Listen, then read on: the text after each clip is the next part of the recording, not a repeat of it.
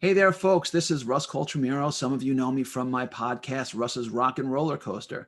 I am also a science fiction, fantasy, and mystery author. Some of you may also know that my new book, Crackle and Fire, just came out from Crazy 8 Press. It's also right behind me. And it features my hard-boiled private eye Angela Hardwicke. She has shown up in several of my other books in short stories and whatnot, but this is her first full-time novel, her standalone novel, and it's the first in a series. This novel has her hired by an intern, hired by an accountant to track down a missing intern who has stolen very sensitive corporate files, and she winds up getting embroiled with dueling gangsters, angry protesters, and a lunatic from Earth who has some galactic designs of his own. The early reaction has been fantastic to this book. I couldn't be happier with it. Really going well. But I wanted to point out to you that there's also a bonus short story, which I include right here on the back, so you know it, called The Case of Jarlo's Buried Treasure. And this is an AI themed short story. And I just don't want it to go overlooked because I think a lot of folks are going right to the novel and they're eating it right up. But I also want you to be aware that this story is included in the back. So I'm really happy with this one. And I'm going to read from it to kind of give you a sense of what this story is about. And it will also help expand the worldview that Hardwicke is in. Okay? And if I didn't mention before, I kind of look at Hardwicke as a cross between Doctor Who, Blade Runner, and Philip Marlowe. And here we go. All right. The Hardwicke Files, The Case of Jarlo's Buried Treasure. Jarlo, not again. What is it with you?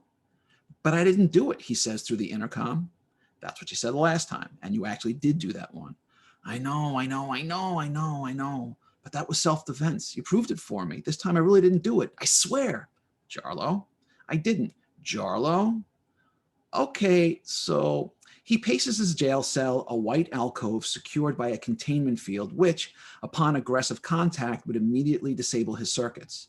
Maybe I did, a little, but just a tiny bit, really. Androids are inherently complicated. They've been fully integrated into E-Town society since as far back as I can remember, with equal rights under the law.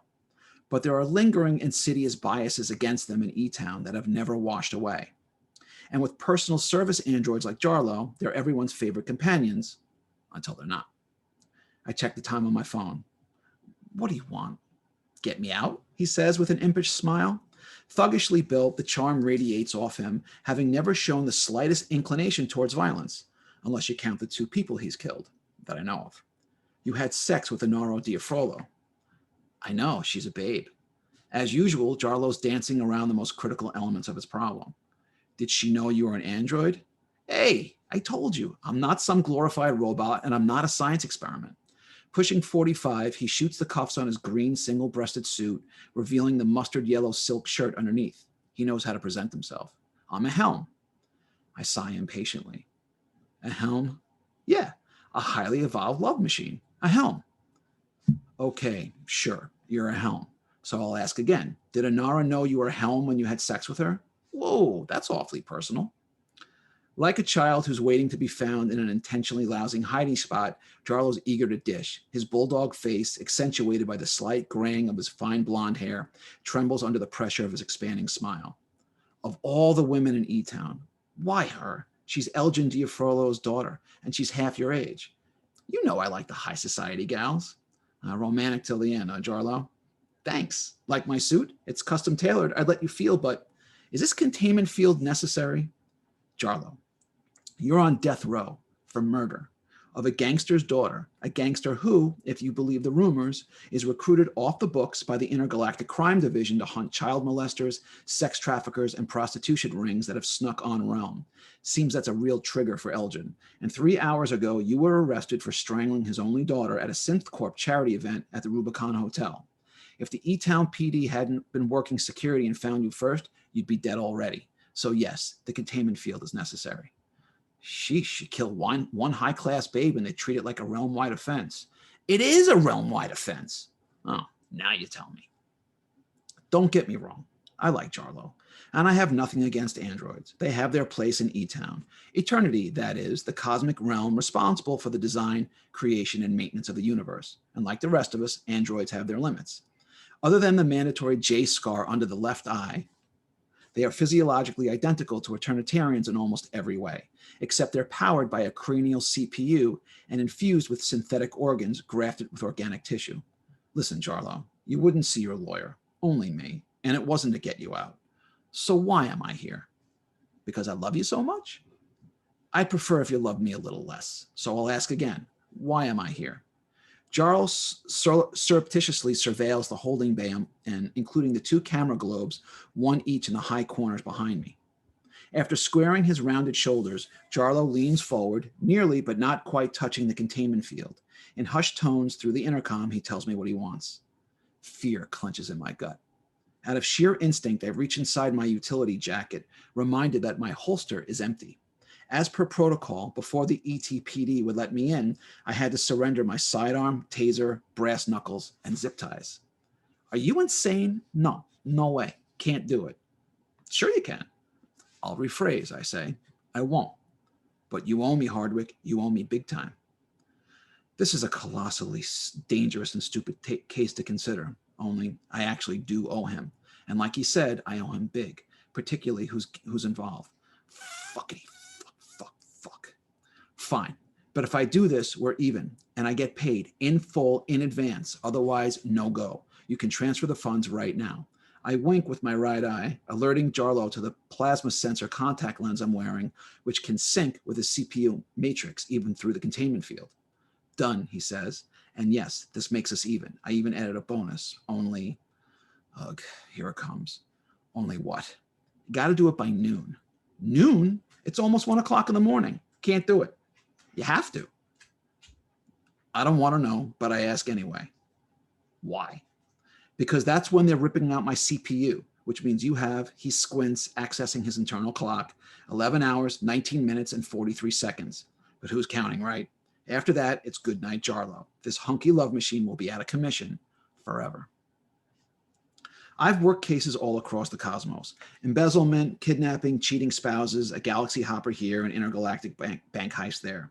Last year, an accountant hired me to track down an intern who'd stolen some sensitive corporate files.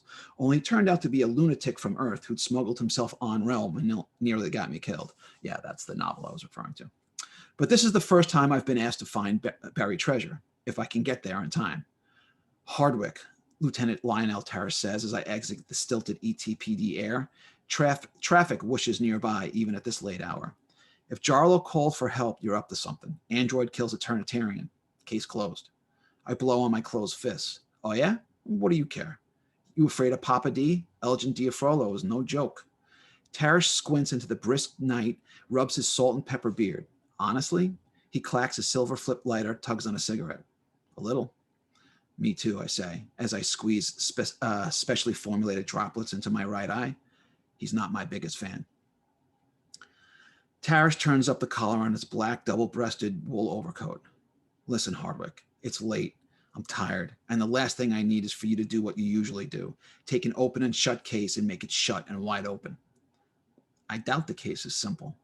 Terrace checks his phone. You're saying Jarlo didn't do it? I'm saying I don't know if he did it, and if he did, why he did it. Doesn't matter. Probably not. Dead is dead. Murder is murder. Tall, lithe, and well-built for a middle-aged man with 3 kids of his own, Terrace sighs, his dark skin swallowed by shadow. You don't believe that. Never did, especially with androids. Listen, big guy, I'd love to wax philosophical with you, but I'm on the clock here. Terrace takes me by the arm. We're not friends exactly, but we're not friends. He's my mentor. Ish. Watch yourself, Hardwicke, because Elgin will be.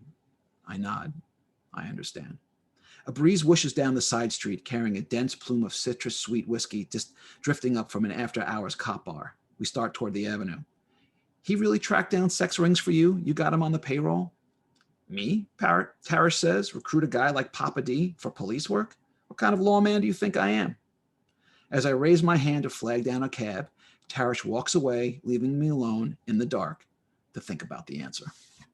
All right, so that's the beginning of Jarlo's Buried Treasure. And an AI who's on death row for a murder that he may or may have not committed. And as I said, it's a bonus story featured in my novel, Crackle and Fire, which is available from Crazy 8 Press. I hope you like the story, and I hope you check out both Jarlo and the novel Crackle and Fire with Angela Hardwicke. And I'll be back soon. Bye.